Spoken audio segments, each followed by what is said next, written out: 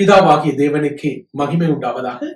கர்த்தராகிய இயேசு கிறிஸ்துவின் கிருபையினாலும் பரிசுத்த ஆவியினாலும் உங்களுக்கு அன்பும் சமாதானமும் உண்டாயிருப்பதா. இந்த சித்திர மாதத்திலும் தேவனுடைய மிகப்பெரிய ஒரு சத்தியத்தை நான் உங்களுக்கு முன்பாக கதைக்க விரும்புகின்றேன். இயேசு உபவாசத்தினாலே பிசாசை ஜெயித்தார். Jesus conquered Satan by fasting. ஆண்டவராகிய இயேசு கிறிஸ்துனுடைய 40 நாள் உபவாசத்தை குறித்து நான் இப்போது உங்களுடன் பேச வாஞ்சைப்படுகின்றேன். பார்த்தீங்கன்னு சொன்னால் எங்களுடைய வாழ்க்கையிலே பிசாசு நுழைவதற்கு 3 வழிகள் உண்டு. முதலாவது பார்த்தோம்னு சொன்னால் மாமிச பலவீனம், ஒப்ரஷனை கொண்டு வரலாம். இரண்டாவது நாங்கள் பார்த்தோம் என்று சொன்னால் பலவீனம் கொன்றுவதன் நிமித்தமாய் எங்களுடைய வாழ்க்கையிலே மன விரக்தியை, மன அழுத்தத்தை கொண்டு வந்து டிப்ரெஷனை கொண்டு வரலாம். மூன்றாவது பார்த்தீங்கன்னு சொன்னால் அடிமைத்தனத்துக்குள்ளாக, இச்சைகளுக்கு அடிமைத்தனத்துக்குள்ளாக நம்மை வைத்து பொசிஷனை கொடுத்து எங்களுடைய வாழ்க்கையை அழித்து போட்டு விடலாம். எப்படி இயேசுடைய வாழ்க்கையிலே இந்த 3 காரியங்களும் செயற்பட்டது என்று சொல்லி நாங்கள் பார்த்து அதற்கூடாக இயேசு எப்படி ஜெயித்தார், எப்படி நாமும் ஜெயிக்க போகின்றோம் என்ற காரியத்தை குறித்து உங்களுடன் பேச நான் வாஞ்சைப்படுகின்றேன். வசனத்தை படித்தோம் என்று சொன்னால் பாருங்கள், மத்தேயு 4ஆம் அதிகாரம் 1 தொடக்கம் 11 வசனங்களில் சொல்லப்பட்டிருக்கிறது. அப்பொழுது இயேசு பிசாசினால் சோதிக்கப்படுவதற்கு ஆவியானவராலே வனாந்தரத்திற்கு கொண்டு போகப்பட்டார். ஆவியானவராலே வனாந்தரத்திற்கு இயேசு கொண்டு போகப்படுகிறார். அவர் இரவும் பகலும் 40 நாள் உபவாசம் இருந்த பின்பு அவருக்கு பசி உண்டாயிற்று. அப்பொழுது சோதனைக்காரன் அவரிடத்தில் வந்து, நீர் தேவனுடைய குமாரனை ஆனால் இந்த கல்லுகள் அப்பங்களாகும்படிக்கு சொல்லும் என்று சொன்னான். என்ன சொல்றான் பாருங்க, அவர் வந்து 40 நாள் இரவும் பகலும் உபவாசம் இருக்கிறார்.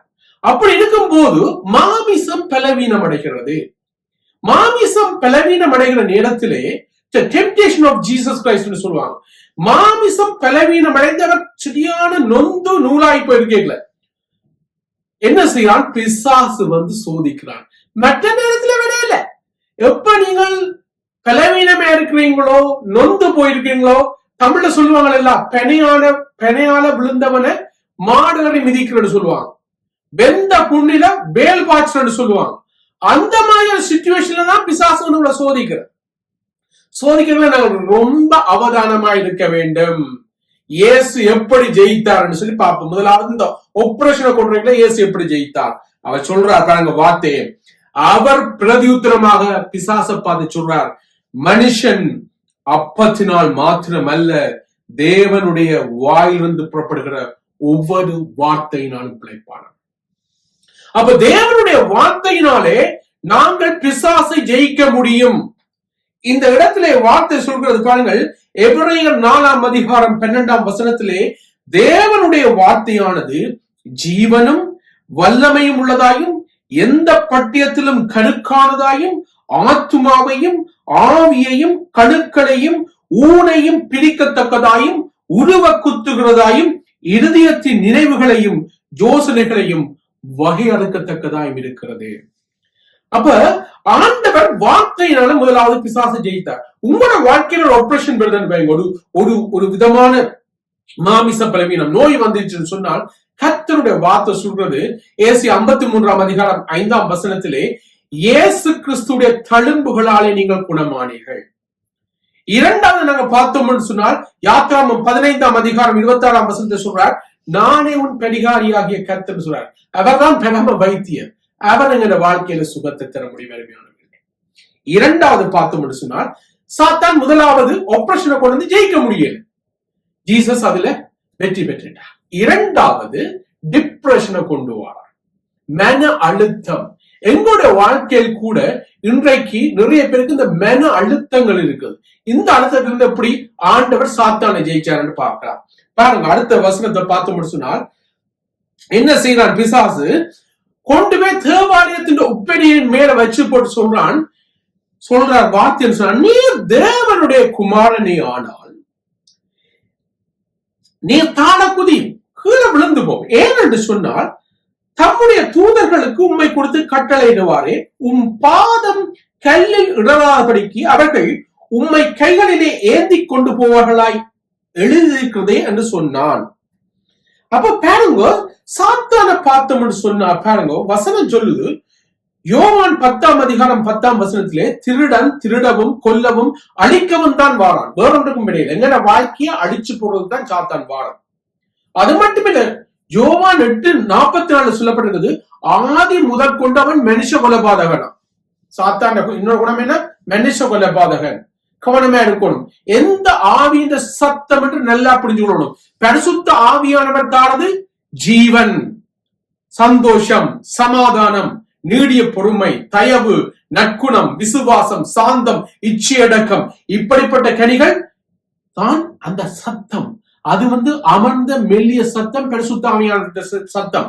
சாத்தான சத்தம் எல்லாம் என்ன? அழிக்கிறதும் கொள்றதும் ஆக்களோட வாழ்க்கையை நாசமாக்கி போடுறதுதான் சாத்தாண்ட வாய்ஸ். கவனமா நாங்க டிஃபிஷியன்ட் பண்ணணும். இதுல என்ன சொல்றான்? இதான குதியுமே என்று சொல்லி சொல்றான்.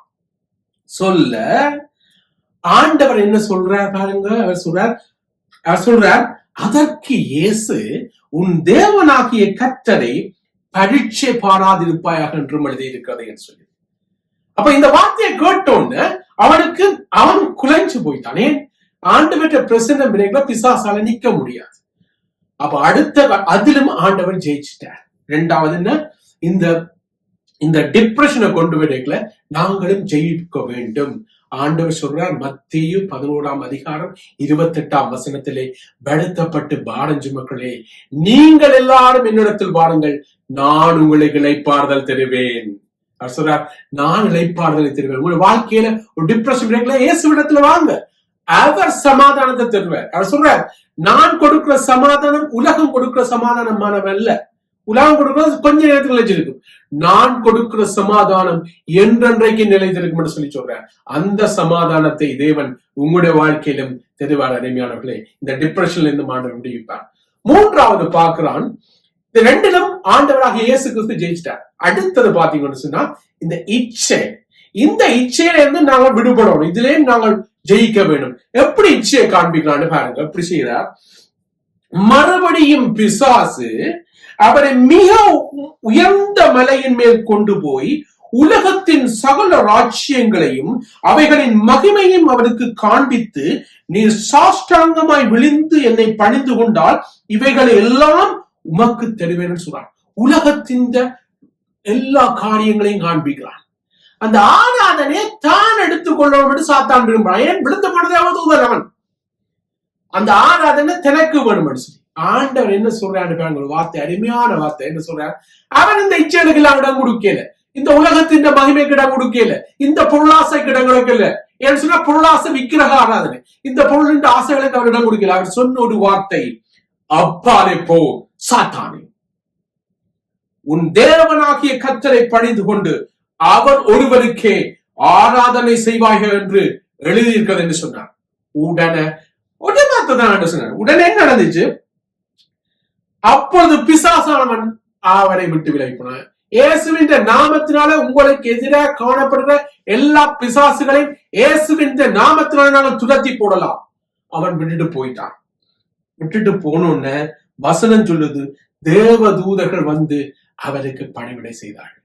என் அருமையானவர்களே, அந்த பொசிஷனை கொண்டு வரைகளை கூட ஆண்டவர் அந்த இச்சைகளுக்கு இடம் கொடுக்காமல் வெற்றியையும் ஜெயத்தையும் எடுத்துக்கொண்டார். எங்களோட வாழ்க்கையில கூட நீங்க பாத்தீங்கன்னு சொன்னா, கண்களின் இச்சை, மாமிசத்தின் இச்சை, ஜீவனத்தின் பெருமை, இதுக்கு நாங்கள் இடம் கொடுக்க கூடாது. சிலர் மதுவுக்கு அடிமையா இருக்காங்க, சிலர் மாதுவுக்கு அடிமையா இருக்காங்க, சிலர் ட்ரக்ஸுக்கு அடிமையா இருக்காங்க, சிலர் அப்படியே சினிமா படங்களுக்கு அடிமையா இருக்காங்க. இந்த அடிமைத்தனத்திலிருந்து எல்லாம் விடுபட வேண்டும் என்று சொன்னால், தேவனுடைய வார்த்தையை நாங்கள் இரவும் பகலும் தியானித்தோம் என்று சொன்னால் இந்த அடிமைத்தனத்திலிருந்து நாங்கள் விடுபடலாம். ஏன்? வசனம் சொல்றது, உலகமும் அதன் இச்சையும் ஒளிந்து போம், தேவனுடைய சித்தத்தின்படி செய்கிறவன் அவனோ அவன் என்றென்றைக்கு நிலைத்திருப்பான்.